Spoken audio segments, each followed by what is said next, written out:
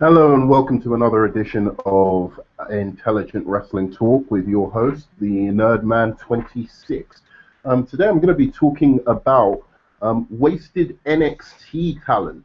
WWE NXT, as you know, is a kind of training ground stroke program, wrestling program for rookie talent.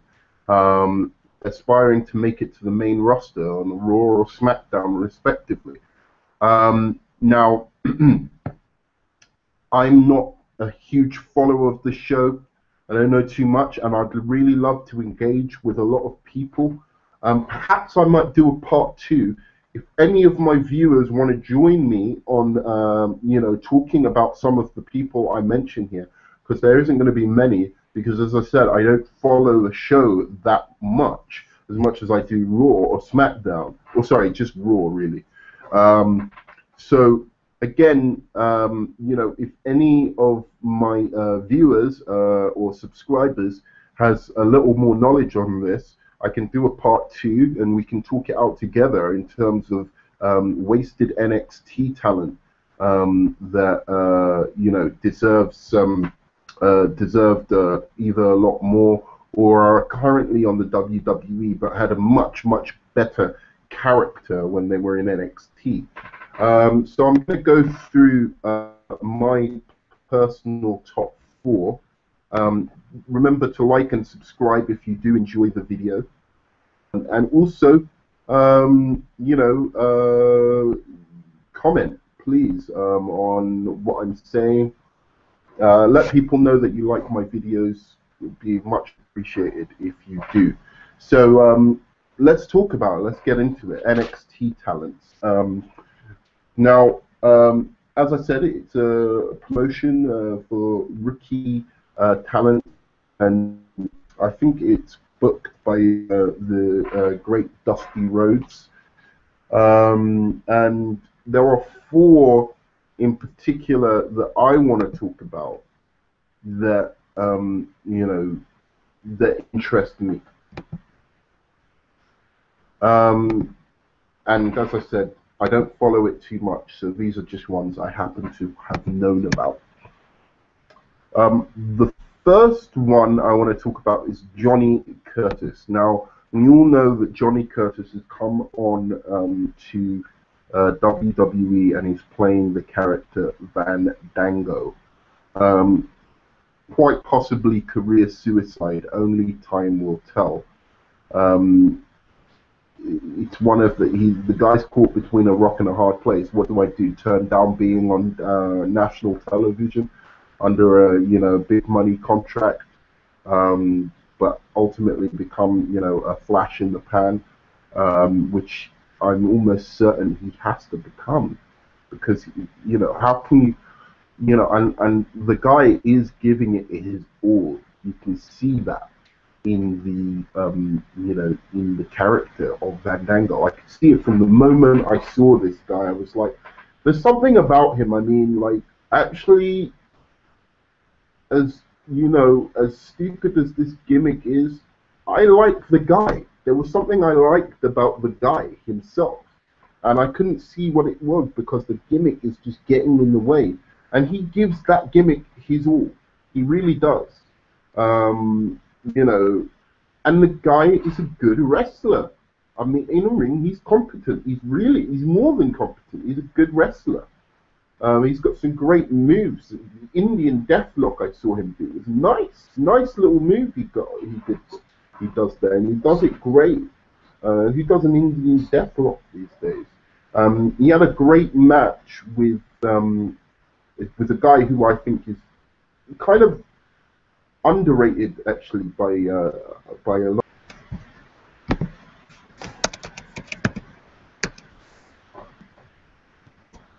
Ah, he had a great match with Biggie Langston, and Biggie Langston is actually quite a good mat wrestler.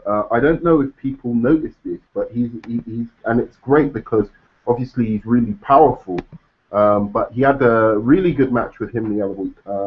and they both put a lot into it, and I really think people need to go back and watch that match. I thought it was highly entertaining, and Biggie Langston showed a ground game that I didn't even know he had. He's actually a very good wrestler. People say he isn't good in ring. They need to look again. Biggie Langston's very good in ring and can be a great kind of monster babyface or heel if he goes down that route at some point. But as I was saying about Johnny Curtis, otherwise known as Fandango, what they've done to him is just, I mean, he might as well have been fired, in a lot of ways. Sure, he's going to enjoy the money or whatever. I hope he's saving it and putting it away for a rainy day, because I don't think it's going to last very long as he's in that gimmick. Fandango, I mean, unfortunate. He has a charisma about him that I can't quite put my finger on, but there's definitely something about him that intrigues me. Anyway, next on the list, Gail Kim kind of did it to herself. Got herself fired because she didn't like the way she was being used. Didn't turn up for a couple of shows, but Gail Kim's an extraordinary talent. And I'm so fed up of, these female wrestlers being used as kind of basic sex objects.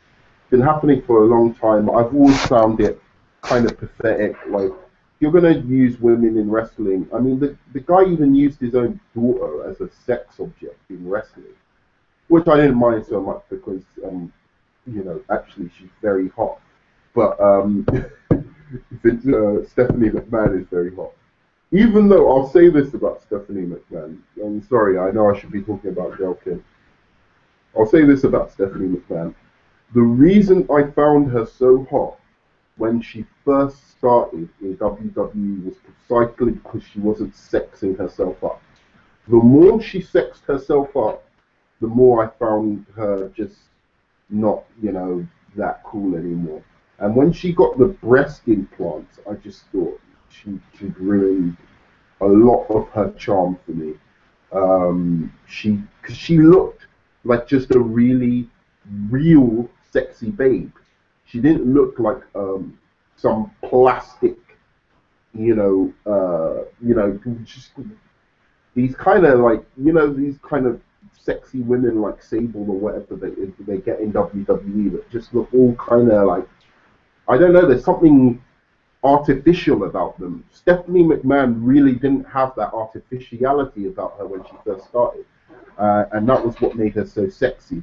And I think AJ Lee has that same kind of quality, but not quite as much as Stephanie McMahon. But in any case, the Divas division is a complete joke at the moment. If it wasn't for AJ Lee, they could all go to hell as far as I'm concerned. And Gail Kim is an incredible worker, and they should have done a lot more to keep her on, because she could have heated up things, and perhaps feuds with AJ Lee could have actually got some good, decent women's wrestling matches. Don't get me wrong, I don't like looking at unattractive women, but I would rather a good wrestler, and if she's sexy, it's a bonus, than a sexy woman who, if she's a good wrestler, it's a bonus. I think that's arse backwards. They need to be good wrestlers. You need to respect these fucking women. And don't just make them put, if they genuinely are people who like to put it about, put their body about or whatever, let them do it. But this whole thing of one girl after another in a sexy costume, it's like, you know what? I can go to a bar and pick up a chick. I'm sorry, I don't know about other guys who watch wrestling, but I can go to a bar and I can pick up a chick. I can, call one of the girls I have on my phone and I don't need to be titillated by a bloody wrestling show which has half nude men walking around. I really don't need to be titillated by that. I just want good wrestling matches and good feuds. If a women's match, a female match can provide that, not a divas match, a female match can provide that, then good on them. Let them wrestle. I've always liked good female workers or good female characters. like Sensational Sherry, like you know, I even think Stephanie McMahon was a good character actually. Like you know, what's her name? Lita. You know, good workers. Um, like Mickey James. You know, these were good workers. If they're sexy as well, great, fantastic. You'll hear no complaining from me. But good workers first. Also, Gail Kim could really talk as well. She's a good talker, very charismatic. They dropped the ball on that one. Um, Third, people might say to me, well, you know, this one's a bit, you know, because we don't know what they're going to do with him yet. But I have a real sneaking suspicion that WWE are never going to let this guy loose on the mic and let him loose and show what he is born to do. And that is Dean Ambrose. Dean Ambrose is meant to be a psychotic character. And because he's a psychotic character, he can be believable as a champion because he could probably just cheat his way or do anything he needs to get, you know, to you know, defeat his you know, his whoever he's competing against. You know, it's that kind of psychotic intensity that he brought in NXT, which is, you know, he's good in the Shield. Don't get me wrong. I think he's the best member of the Shield. Some other people say Roman Reigns. I don't understand that. People keep going on about Roman Reigns' spear. Like, okay, he can spear a guy. I mean, good. And I'm not saying I don't like Roman Reigns. I really do like Roman Reigns, and I think he's got a great build and he's a believable champion, definitely. And they need to invest in guys like that. I even think Seth Rollins is great, but I think, to be honest, from what I saw of his character, I think it was Jon Moxley on NXT. That dude they have to allow that character to come into the WWE. He has to be allowed. That character would be over so quick. They could start him off as a nice little run as a heel, and I could see him becoming, you know, he's like a mixture between Mankind, Abdullah the Butcher, and who was I thinking of? He just plays a great psycho. He can be funny at times, but other times just straight out sick. I mean, he reminds you of the Joker in you know, in The Dark Knight. You know, that kind of character. And yeah, you know, I'm not going to say he's wasted yet, because the Shield is a good gimmick, and he's done well at it, because he's got a great charisma to him. I'd like for him to bulk up a bit. He should do. Just don't give WWE an excuse to stick you in that fucking camp that they stick people in. You know, just don't give them that excuse, because that would be very, very unfortunate for all wrestling all wrestling fans if he doesn't break out and do what he's so clearly born to have done to do. I mean, the guy is absolutely fantastic as an off-kilter psycho, and he's so good on the mic.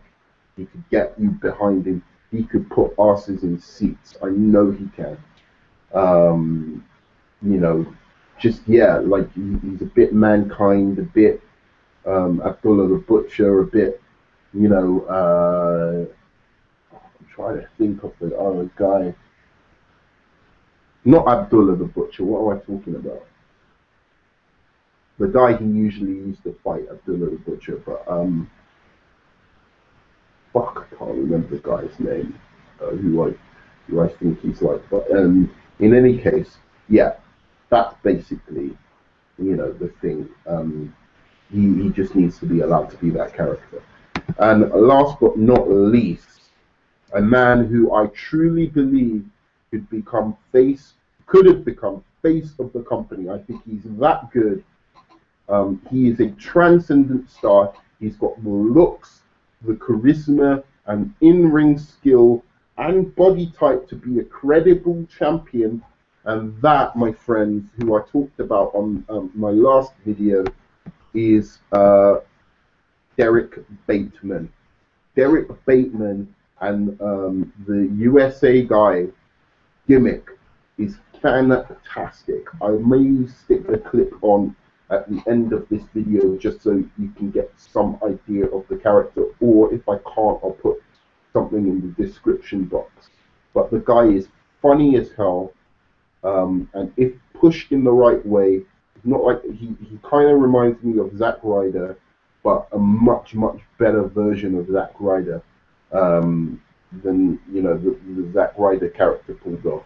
He obviously is thinking out of the box. He's a clever guy, because to do that kind of dumb humor, like that kind of stupid, goofy humor, you have to be quite smart, and to pull it off well, And he has some classic lines that I know will just go down well, and he plays that American. He parodies that American babyface, clean cut kind of guy, and he just makes does an astonishing job of really coming up with a character that people could either get behind or really hate, depending on where they want to take it. I could see them doing a little bit of a Kurt Angle thing, of switching it around, so we're not even we turn it so that the baby face is not this babyface American character is not somebody that we get behind.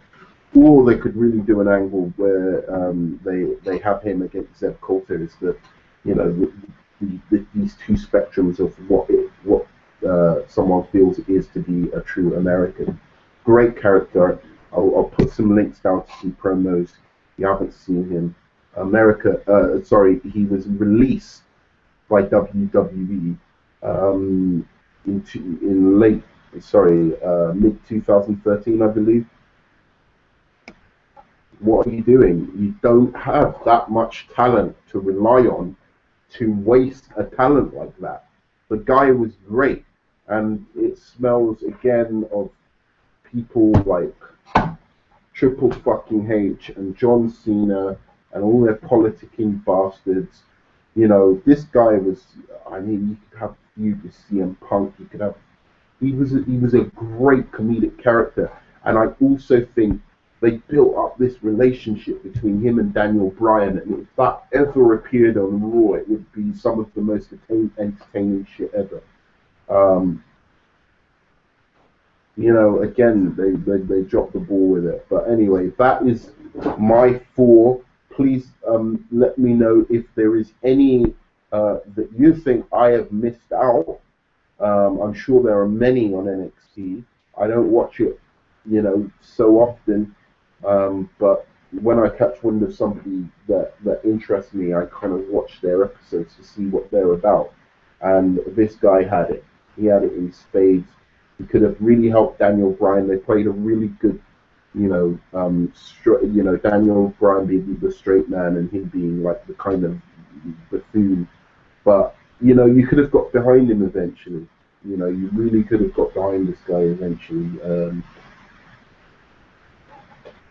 But that's WWE for you. I don't know what they think people want to watch. I think Vince McMahon has completely lost touch with reality, with the world as it is now. I don't think he has any idea, and I think that stupid son-in-law of his is whose only concern. I mean, come on. How can Vince McMahon not see this man is just interested in his own fucking ego?